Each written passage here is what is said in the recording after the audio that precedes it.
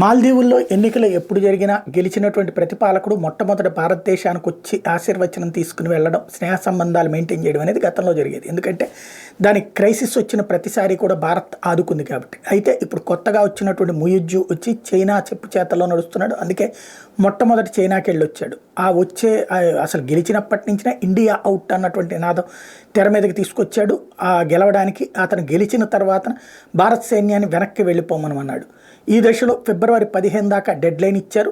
భారతదేశం ఇంకా ఏమీ తేల్చలేదు. ఈలోపు ఆల్రెడీ మనం వాళ్ళకి సంబంధించినటువంటి వాణిజ్యాన్ని బాయ్కాట్ చేసే పనిలోనూ, అందులో భాగంగానే టూరిజాన్ని దెబ్బ కొట్టేటప్పటికి పెద్ద ఎత్తున ఇబ్బంది పడుతున్నారు. అయినా సరే మేము అదే దూరంతో ఉంటామని ముయిజ్జు తేల్చి చెప్పడం.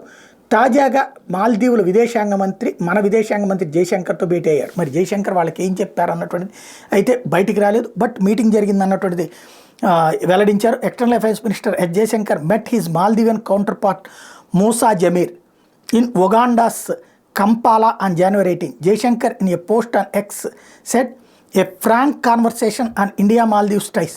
Jamir too posted about the meeting on social media saying it was pleasure to meet Jaishankar. He also mentioned that we exchanged views on the ongoing high-level discussions on the withdrawal of Indian military personnel.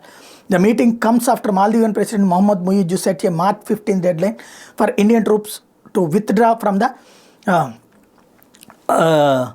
ఆర్చిపెల్గో nation. ఇక్కడ అసలైనటువంటి అంశం ఏంటంటే 15 దాకా dead line పెట్టినటువంటి నేపథ్యంలో ఆ మాల్దీవుల విదేశాంగ మంత్రి అయితే వెనక్కి వెళ్ళిపోయే అంశాల మీద మేమిద్దరం మాట్లాడామని చెప్తున్నాడు. జయశంకర్ అతనితో ఏం చెప్పారు, ఫ్రాంక్గా చెప్పారు అన్నటువంటి విషయం చెప్తున్నారు.